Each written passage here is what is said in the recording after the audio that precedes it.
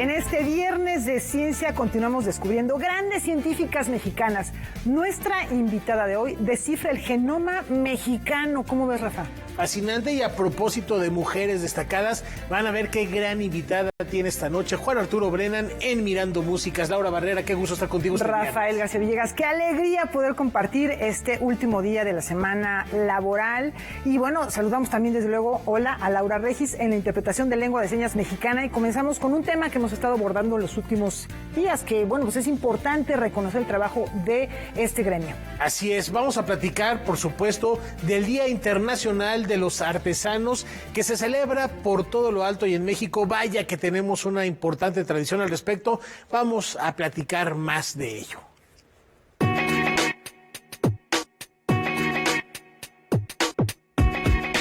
Herederos de saberes y técnicas ancestrales, las y los artesanos transforman las caprichosas formas de la naturaleza, las reinventan y configuran desde su particular visión del mundo y de sus comunidades. A lo largo y ancho de nuestro país, hay creadores de manos virtuosas que trabajan todo tipo de materiales, desde la tela, el barro, la madera, el cuero y los metales, hasta huesos y piedras finas. En la antesala del Día Internacional de las Artesanas y los Artesanos, conversamos con la antropóloga Marta Turok, quien nos invita a reflexionar sobre la figura del artesano en el escenario actual, no sin antes recordarnos qué es y qué caracteriza a un artista popular. ¿Qué es un artesano o un artista popular? Pues es una persona que trae una tradición, generalmente ha heredado de generación en generación la producción de objetos útiles y rituales, ceremoniales en la vida de los pueblos. Y estos implican que hay una materia prima que se conoce, que se procesa, y al procesarla se le imprime un elemento de identidad. Justo ahorita está en Bellas Artes una exposición homenaje al doctor Atl y al grupo que trabajó con él, que creó el concepto de arte popular en México. En 1921 y 22 hacen una gran exposición, hacen libros, recopilan y dicen, esto también es arte. La doctora Turok considera que aún hay asuntos por resolver en el fomento y promoción de la actividad artesanal y de quienes la hacen posible. Falta tomar en cuenta, no es solo cuántos son y quiénes son. En este momento, bueno, ya tiene un ratito, el asunto es que quieren que se den de alta y paguen impuestos. Y las discusiones con el SAT son interminables. Oye, espérame, si es un canastero que va y recoge el carrizo, por usar ese ejemplo, o le compra el carrizo al que lo tiene ahí en el río, no se genera un IVA, no se traspasa un IVA. Estamos hablando de una economía regional muy sencilla. La mejor forma de honrar y enaltecer el trabajo de las y los artesanos, a decir de Marta Turok, es ser consumidores conscientes, informados y respetuosos. Honrarlos, respetarlos, no regatear. Hay quien piensa que el regateo es un juego, no lo es. Atenta contra la dignidad del artesano. A lo mejor con un intermediario puedes jugar. Tienes que entonces saber la diferencia entre un productor directo y un intermediario.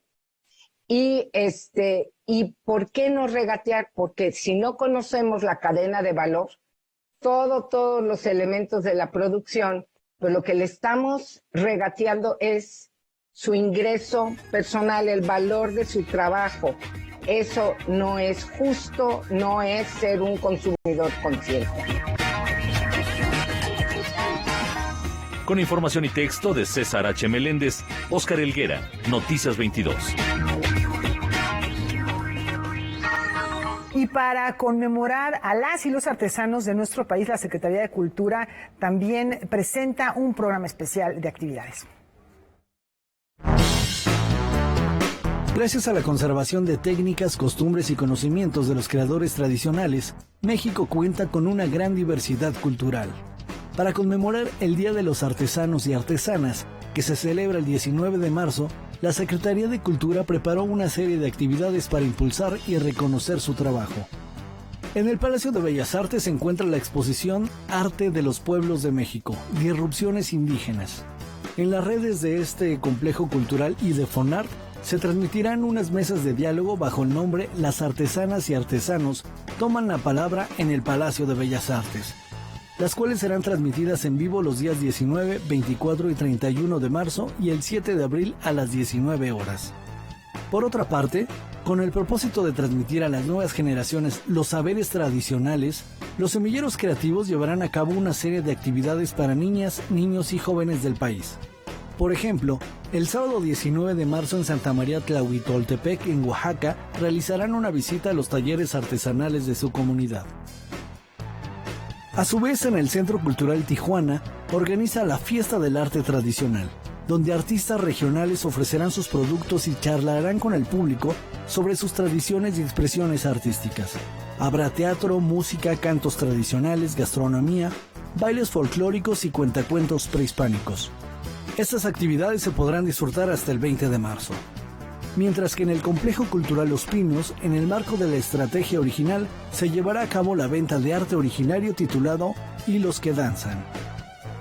Hay alfarería, hay textil, madera, hay joyería, hay un sinfín, se van a llevar grata sorpresa, así es que vengan preparados porque pues los maestros artesanos son de primera y muy, muy bonito trabajo. Más de 35 creadores de diversos estados de la República ofrecerán sus obras. Además, habrá una muestra gastronómica y venta de productos agroecológicos. Pues se van a encontrar con gratas sorpresas porque hay artesanía bellísima, arte popular, espectacular que les va a encantar. Así es que visítenos. Hacemos una atenta invitación a toda la comunidad que se vengan a festejar con nosotros el Día del Artesano. La cita es el 19 y 20 de marzo de 11 a 18 horas en la Plaza del Museo Sencali del Complejo Cultural Los Pinos. Noticias 22, Óscar Cortés. Canal 22, tanto en su señal internacional como nacional, también se ha sumado a esta efeméride del Día de los Artesanos y las Artesanas.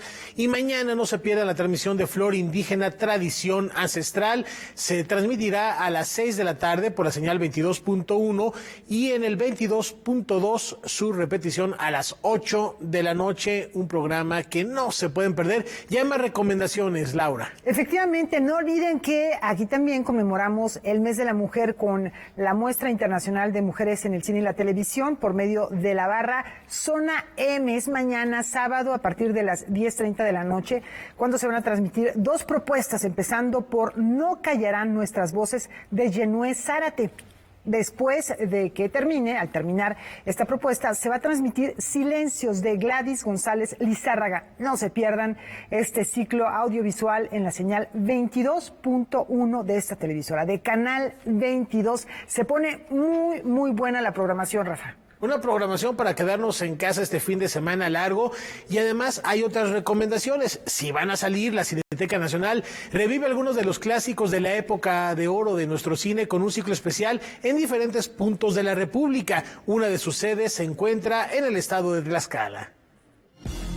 Guadalajara, Tijuana, San Luis Potosí, Oaxaca, Aguascalientes, Guanajuato, Zacatecas y Saltillo son algunos de los estados en donde la Cineteca Nacional tiene presencia con una selección de sus mejores cintas.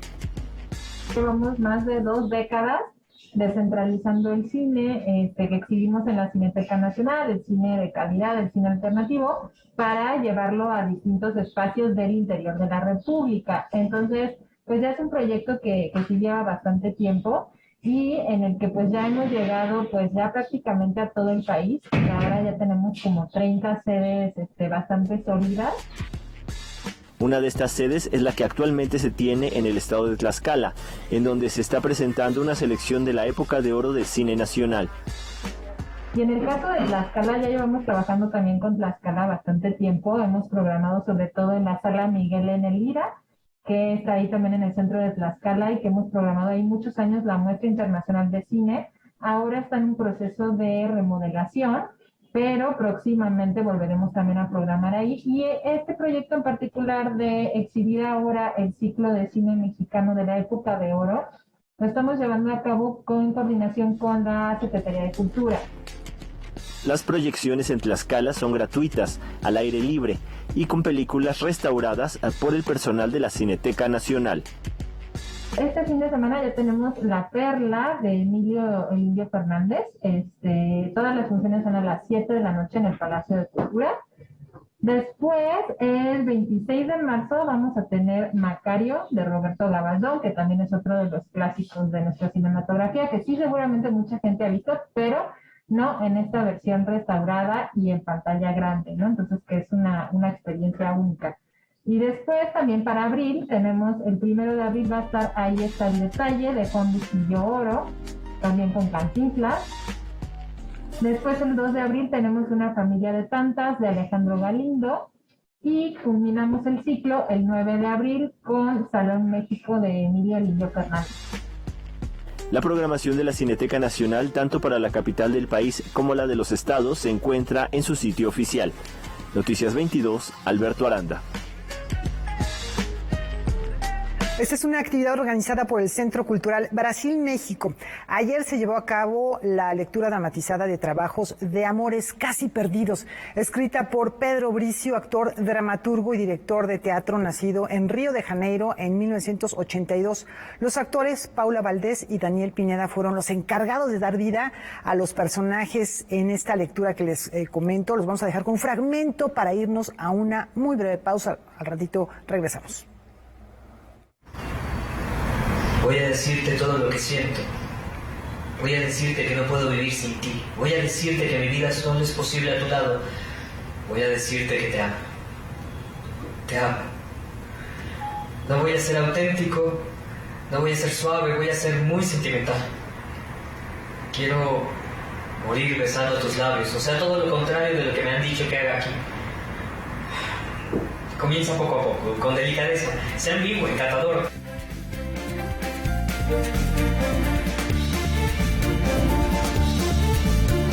Es viernes de ciencia, viernes de Liminal, Rafa, y tenemos a una gran científica. Y un tema fascinante que tiene que ver con el genoma del mexicano. Karen Rivera, vamos contigo.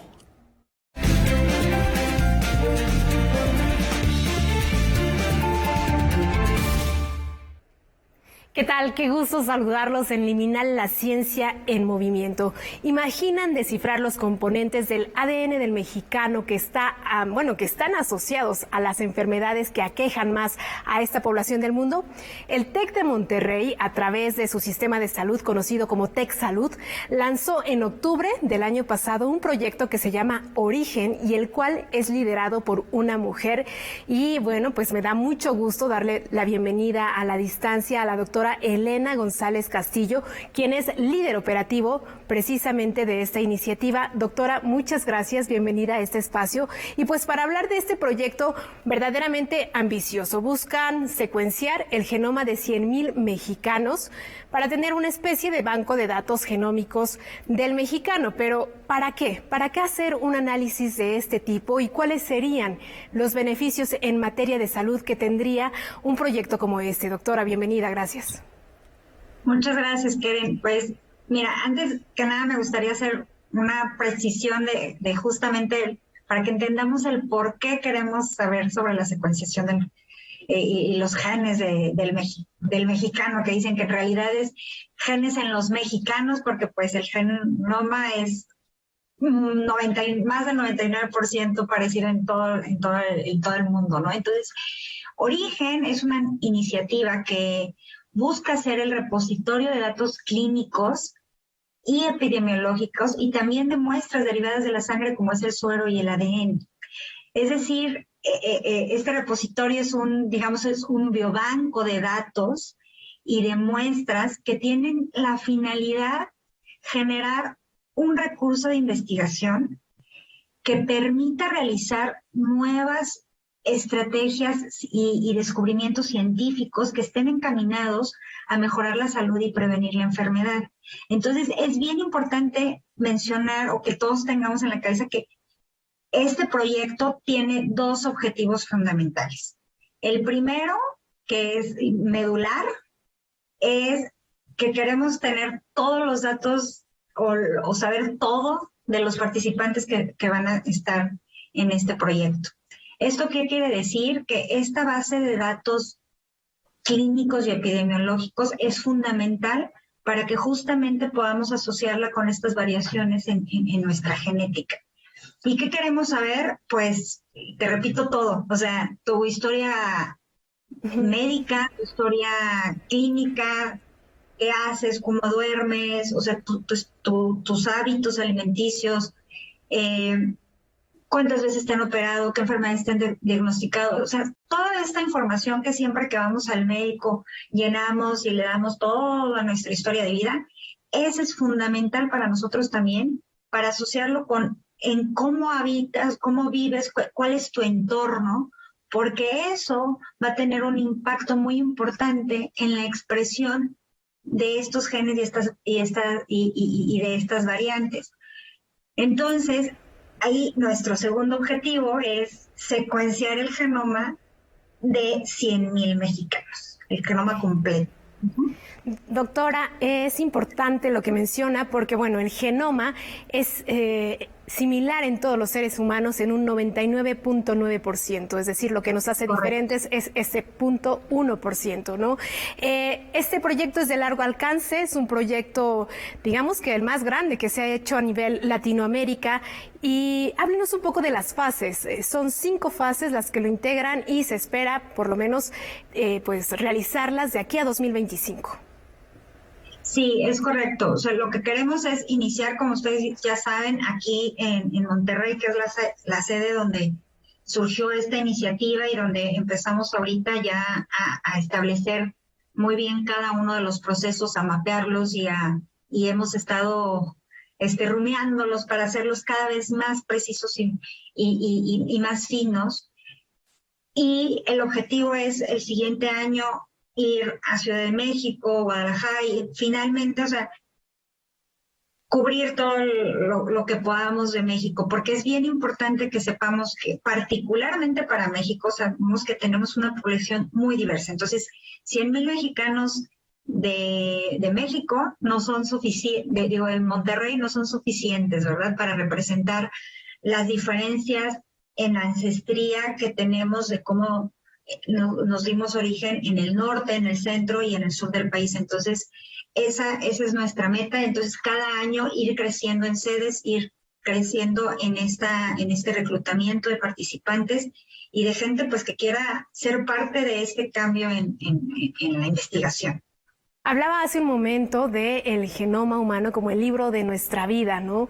Es importante hablar del libro de nuestra vida, de lo que construye, de cómo se conforman nuestras células. ¿De qué manera, a través de este banco de datos, también se podrían prevenir enfermedades, doctora? Mira, te voy a poner un ejemplo, pues claro que ahorita tenemos que es la obesidad, una enfermedad, y la diabetes, ¿no? O sea, todo el mundo sabemos que pues factores de riesgo como pues si comes mucho azúcar, el sedentarismo, pocas horas de sueño, o sea, todos esos factores van a hacer que una persona se enferme de obesidad. Entonces, cuando esta persona se enferma, nosotros también sabemos que dices, oye, yo tengo un vecino o mi hermano, no sé, que tiene exactamente los mismos, comemos lo mismo, hacemos lo mismo, o sea, todo mal, y los dos tenemos la enfermedad, pero a mí ya me dio diabetes y a él no. Entonces, ¿cómo eso ya se puede explicar en los genes? Dices, bueno, o sea, ¿cómo estas variantes genéticas están asociadas para poder entonces, ahora sí, hacer estudios de prevención, de diagnóstico temprano? Y justamente por eso necesitamos analizar a una gran cantidad de personas que tengan factores bien importantes, o sea, similares, para que podamos detectar estas variantes y podamos ver de esta manera tratamientos o enfocar por qué otros factores que están asociados, porque no nada más, no es una variación, o sea, son múltiples variaciones que dices, oye, ¿sabes qué? Lo que pasa es que el tratamiento que aquí te estoy dando, el ejercicio o todos estos factores que están asociados en enfermedades tan complejas como es la obesidad, lo tienes que atender de esta o de otra manera para que te sea más fácil y poder prevenirlo. Bueno, pues vaya que es un proyecto muy ambicioso y que seguro tendrá beneficios en la población mexicana. Será un proyecto que también podrá ser un ejemplo a seguir para que crezcan los vínculos entre las instituciones privadas y públicas. Doctora, muchísimas gracias por su tiempo. Habrá oportunidad más adelante de visitar estos laboratorios y de hablar del tema un poco más a profundidad. Y aprovecho, Laura, Rafael, para decirles, si es posible, adelantar un poco que el tema del lunes de Reporteros tendrá que ver precisamente con el código genético, porque hablaremos de medicina personalizada y entonces también se tocará un poquito de esto. Doctora, muchas gracias y seguimos en contacto. Regreso con ustedes, Laura, Rafael. Pues muchísimas gracias. Qué gran tema, qué tema tan interesante. La prevención de enfermedades, el conocimiento de cómo estamos construidos, qué tendencias tenemos, cómo debemos cuidarnos y una vez, si ya se tiene una enfermedad, también encontrar el tratamiento más apropiado. Entre muchos otros beneficios traerá esta investigación del genoma mexicano. Muchas gracias, Karen, y estaremos al pendiente de la investigación de el lunes y vamos a donar genes. Yo estoy puestísima, porque yo soy contribuir. 100% mexicana, entonces pues... Ahí está. Muchas gracias, estaremos al pendiente, Karen, y nos vemos el viernes. ¿Y qué pasaría si un melón gobernara una ciudad? Recordarán que hace un par de semanas les dimos la primicia de la reapertura del Teatro del Pueblo, pues con esta propuesta, abren el telón.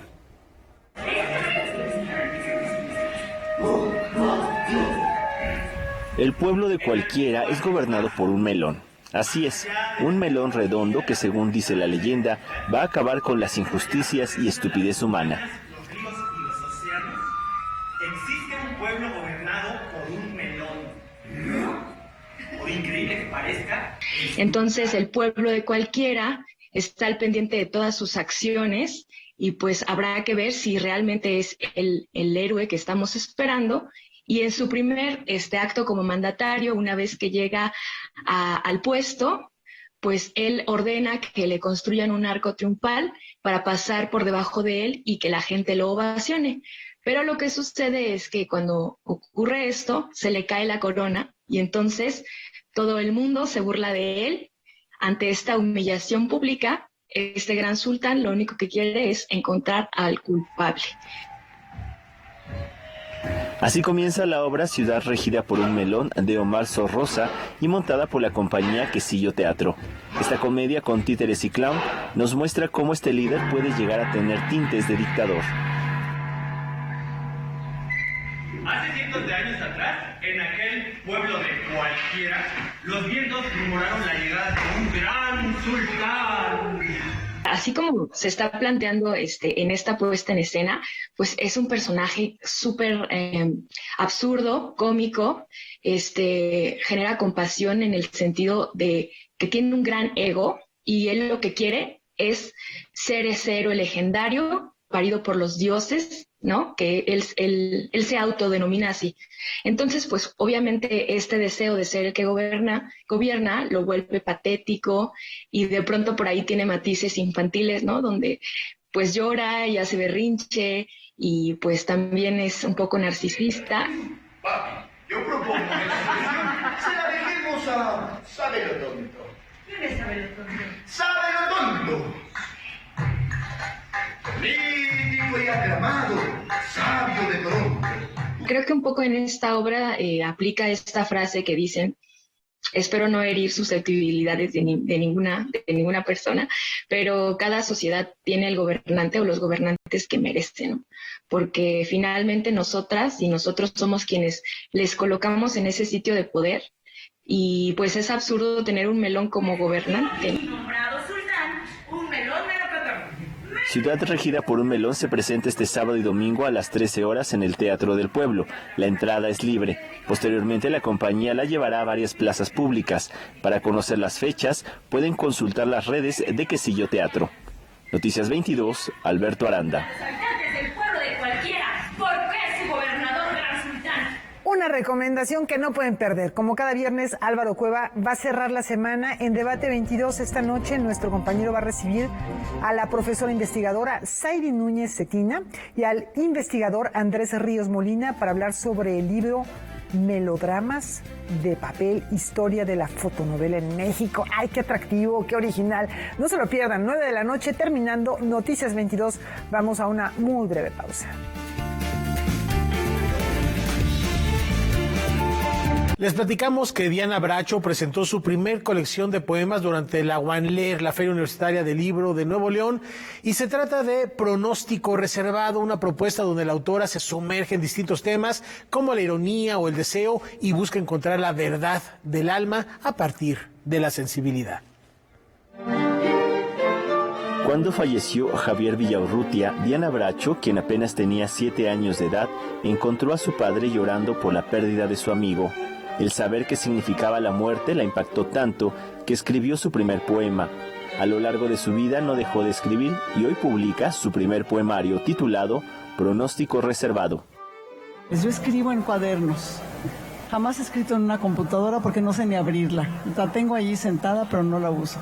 Y escribo en cuadernitos y para armar este libro tuve que buscar por ahí, hurgar en cuadernos diferentes y escoger los textos que más me tocaban o que más me gustaban, ¿no? Y entonces cuando ahora que salió el libro, antier, yo dije, bueno, ya cerré el último cuadernito, ya no tengo nada más que decir en la vida, ¿no? Y al día siguiente compré un cuaderno nuevo y escribí 2 poemas nuevos. Dije, pues a lo mejor sí tengo algo más que decir. Es un libro absolutamente íntimo, ¿no? Es un libro muy personal, es un libro donde realmente me siento desnuda, ¿no? Porque a diferencia de cuando actúo, que represento a otra persona, y yo siempre trabajo buscando la verdad. Yo estudié filosofía y entonces, como en la filosofía, siempre busco la verdad. Cuando actúo yo busco la verdad del personaje, busco expresar esa verdad, ¿no? Y aquí también pues buscaba yo expresar otra verdad muy diferente, que es la verdad del alma, que es muy íntima. Yo soy una persona, hasta eso no parece, pero soy bastante tímida y expresar el alma con palabras es exponerse mucho. Los poemas de Diana Bracho reunidos en Pronóstico Reservado son breves, no recurren a la metáfora simple, pero sí a la imagen e ideas sensibles. Por este pequeñísimo espacio que ocupamos uno en el otro, por esa grieta húmeda y fértil, se puede colar gota a gota toda el agua del mundo. Nunca les pongo fecha a lo que escribo, porque aspiraría tal vez un poco ambiciosamente, aspiraría a que lo que escribo fuera atemporal y que tuviera valor en cualquier momento. Porque, fíjate que es muy curioso, porque no es un libro autobiográfico, aunque parecería en mucho serlo. No es un libro autobiográfico, porque incluso muchos de los poemas más fuertes, más terribles y más de abandono, los escribí cuando era muy feliz. Curiosamente, otra vez la contradicción, la paradoja, ¿no? Entonces, no se refieren concretamente a mi vida. Sé que es noche porque cierro los ojos y es igual dentro que fuera. Noticias 22, Alberto Aranda. Sola, desposeída. Seguimos en este encuentro, la Feria Universitaria del Libro UANLER 2022, que bueno, tuvo un programa muy extenso el día de ayer. ¿Qué les parece si echamos un vistazo?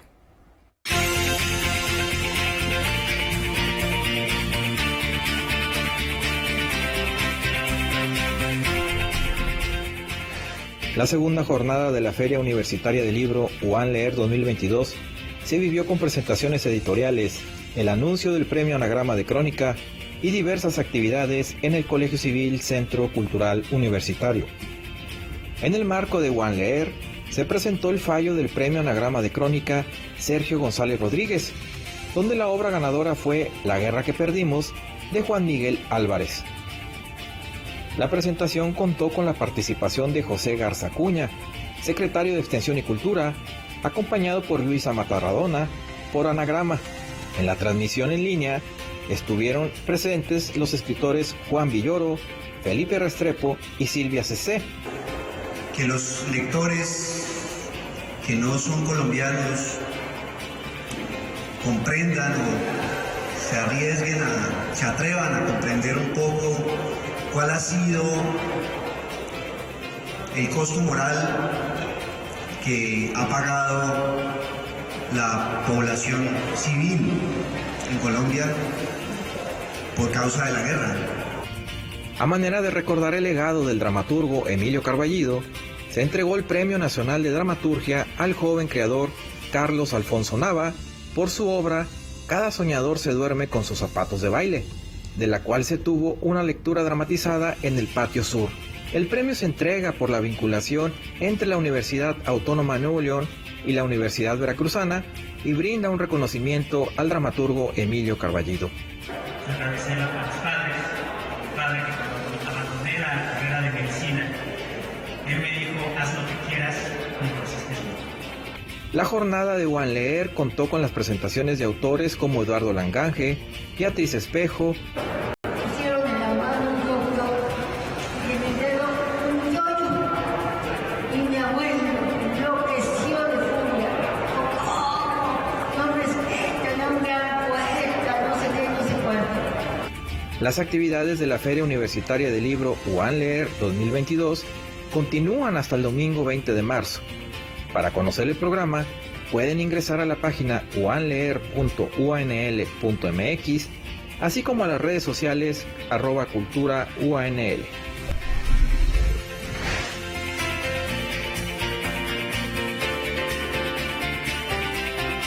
En estos momentos, nuestro querido amigo Miguel Ángel Villanueva presenta un concierto de Clark Reineck con la Orquesta Sinfónica de Puebla.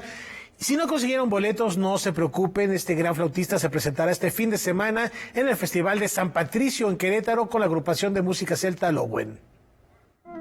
Luego de un largo periodo de confinamiento, el músico mexicano de flauta transversal Miguel Ángel Villanueva retomó sus actividades con un concierto en el Auditorio Reforma de la capital poblana. Al lado de la Orquesta Sinfónica del Estado, evocó al compositor alemán Karl Reinecke con una obra poco conocida por el público.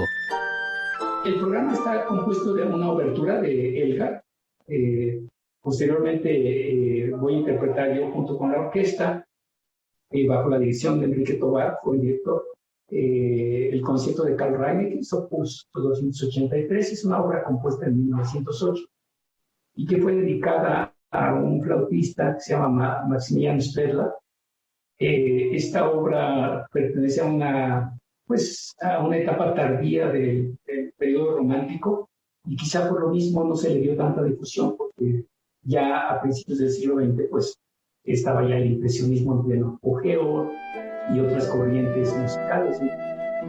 El maestro Villanueva asegura que la crisis sanitaria ha sido mucho más difícil para los músicos solistas, dado que la reactivación en los escenarios se dio poco a poco con orquestas y por cuestiones económicas no se contrataba a músicos externos.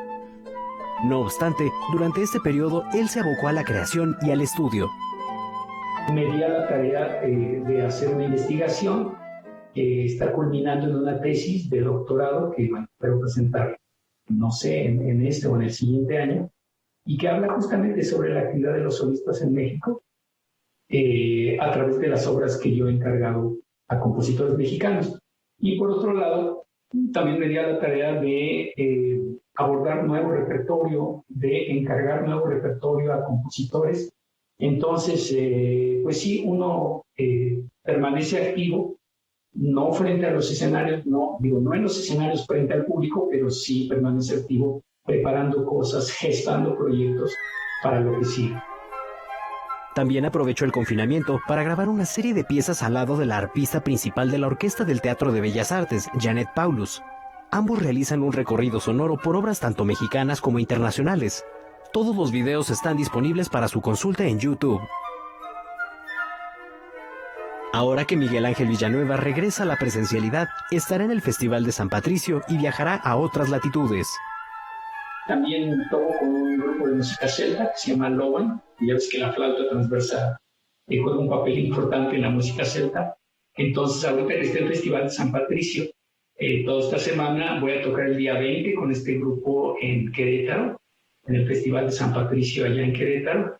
Y posteriormente tengo las invitaciones a los festivales de Quito, Ecuador, de Guayaquil, en Ecuador, y también de Puerto Rico. Para Noticias 22, Rodrigo Peredo. Orgullosos de este embajador de la música y la cultura, un abrazo a nuestro Villanueva.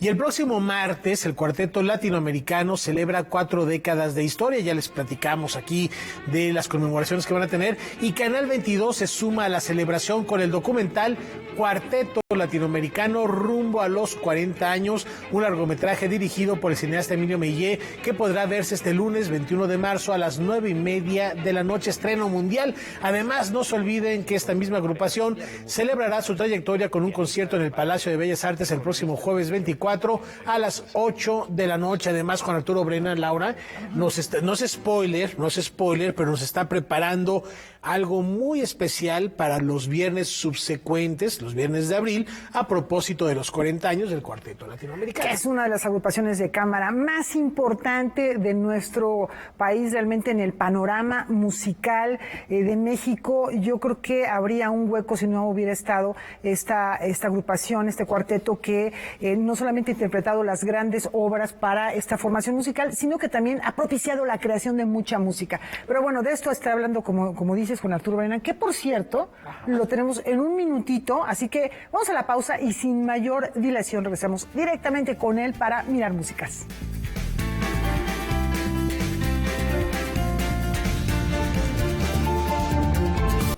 En efecto, hoy es viernes de Mirar Música y siendo marzo, sigo mirando músicas con mujeres. Tuve la oportunidad de tener un encuentro, un diálogo con Magali Cruz, quien es fundamentalmente historiadora del arte, pero también hace y ha hecho muchas otras cosas, entre ellas algunas relacionadas con música, que es lo que nos interesa aquí. Acompáñenme a ver y oír qué me dijo Magali Cruz.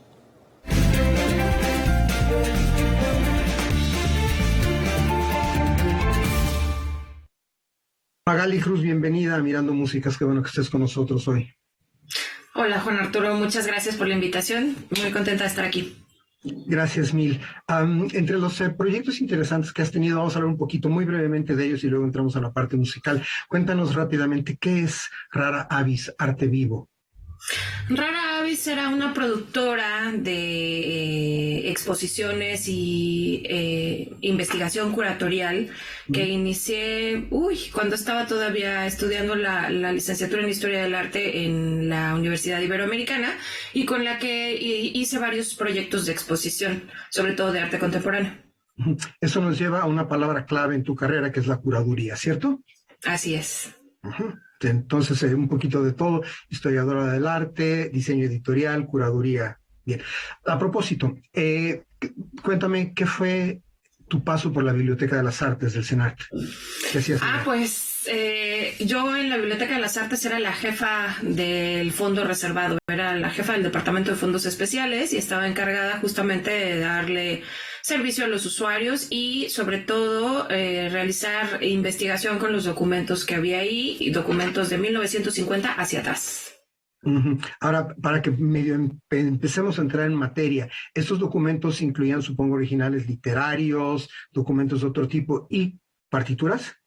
Así es, en fondos especiales de la Biblioteca de las Artes se resguardan los fondos, ¿no? Los acervos de los 4 centros de investigación del INBA. Entonces, pues sí, había documentos de todo tipo, artísticos. Muy bien. Y después de esa trayectoria fuiste a dar finalmente al CENIDIM. Déjame decirle a nuestro público, el CENIDIM es el Centro Nacional de Información, Documentación e Investigación, Información y Documentación Musical. ¿Qué hacías allá en el CENIDIM? Era la coordinadora de documentación. Estaba a cargo justamente de todas las colecciones del CENIDIM. El CENIDIM tiene 52 colecciones hasta el momento y 24 de ellas se encontraban en el centro. Y tenía un equipo, ¿no?, de especialistas interdisciplinares que nos dedicábamos justamente a la investigación, a la difusión y al registro, ¿no?, documental de todas estas colecciones. Bien, ahora es la hora de las confesiones. Ya Magali hoy porque hace unas semanas me puse en contacto con ella para que me aportara algunos datos sobre una compositora mexicana que, según entiendo, fue objeto de tu investigación o de tu curaduría en el CENIDIM. ¿Quién es esta mujer? Así es Sofía Cancino de Cuevas. Este acervo llegó al CENIDIM en algún momento, tuvo en dos ocasiones, llegó para ver si podía quedarse como acervo de Limba. No fue así, al final la familia mantiene el acervo y yo sigo trabajando con él, ¿no?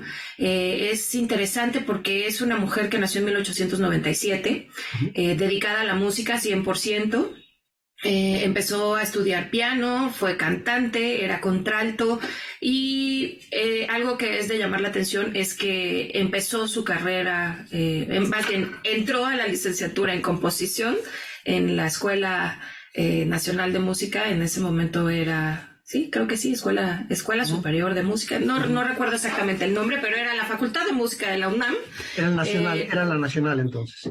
Sí, no sé, porque su título dice Facultad de Música, pero otros papeles dicen escuela. Está todavía raro. Pero... Creo que fue facultad, después escuela y nuevamente facultad, ¿no? Por cierto, ya que hablas de sus estudios, entiendo que tuvo como maestros ilustres nada menos que a Manuel M. Ponce y a Julián Carrillo.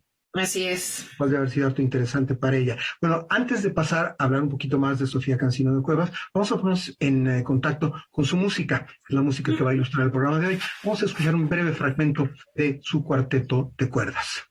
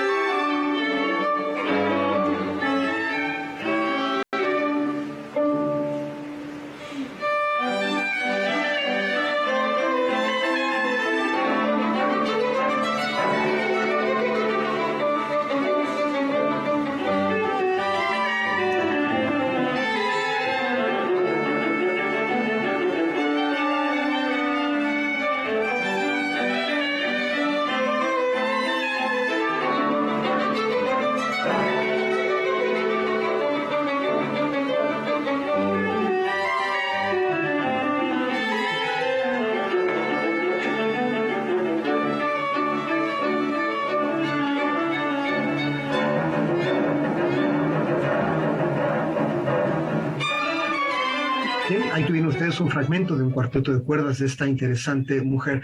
¿Qué opinas, Magali? Esto es muy breve la respuesta también, pero creo que es un tema importante. Que no la conozcamos, no se haya dado a conocer simplemente como Sofía Cancino, que era su derecho, ¿no? Pues es que creo que no era su intención. Tiene una pues rica un rico trabajo en cuanto a composición, pero yo siento, su familia también lo piensa así, que ella componía para ella. Tenía un trabajo como directora, como gestora de la música, en donde montaba óperas de grandes compositores, pero curiosamente no las suyas.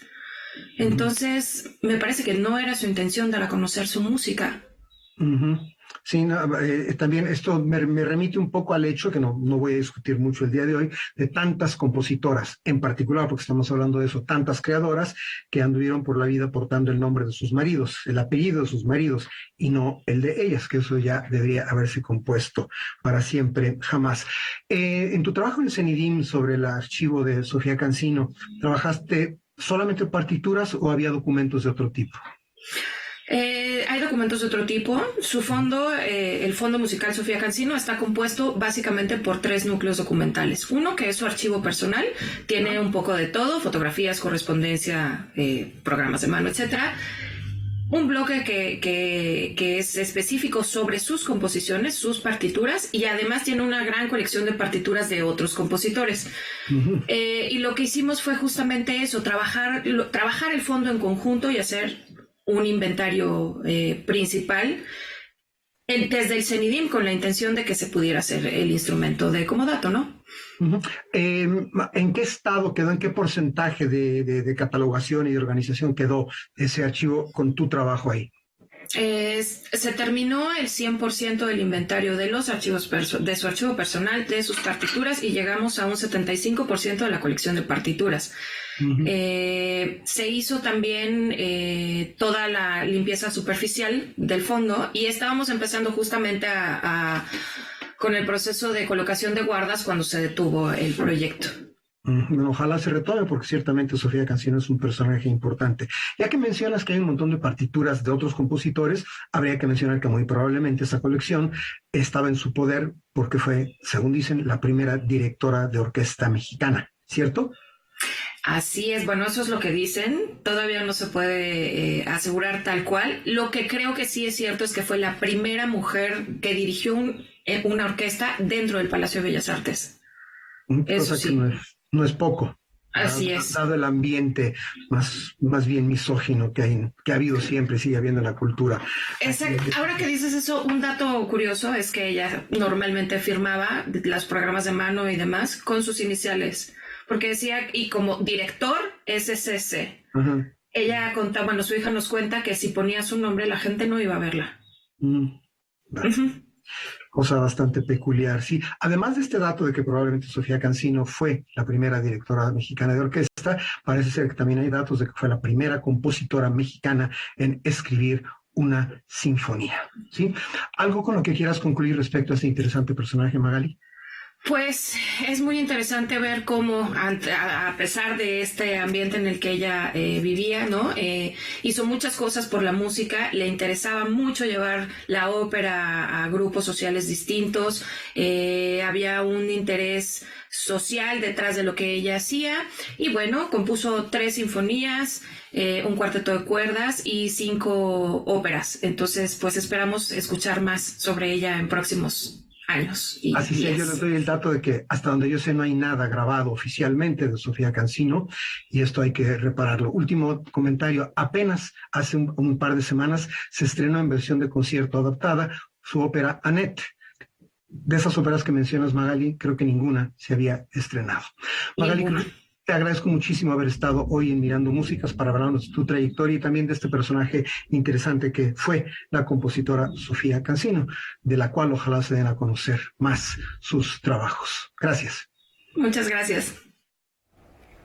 Bueno, pues un tesoro, Juan Arturo, muchas gracias por esta conversación, porque la riqueza que tenemos en este centro que guarda archivos, colecciones, fondos, es enorme para el público y desde luego para investigadores e investigadoras especializadas en la música que desean conocer la historia, sobre todo de México, pero también de América Latina en cuanto a música se refiere. Y rescatar una figura tan importante, compositora, directora de orquesta, pero también me gustaría hacer énfasis, Laura, Juan Arturo, en el trabajo de los catalogadores, de verdad fundamental.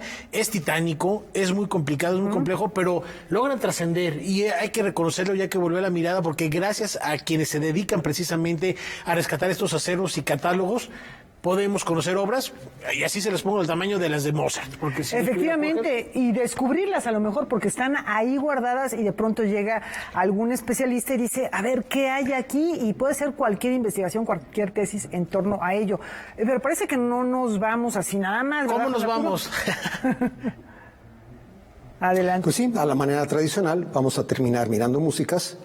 En este caso, música del personaje del que nos habló Magali Cruz. Les invito a que escuchemos para finalizar la sección y el programa un fragmento más del cuarteto de cuerdas de Sofía Cancino. Hasta pronto.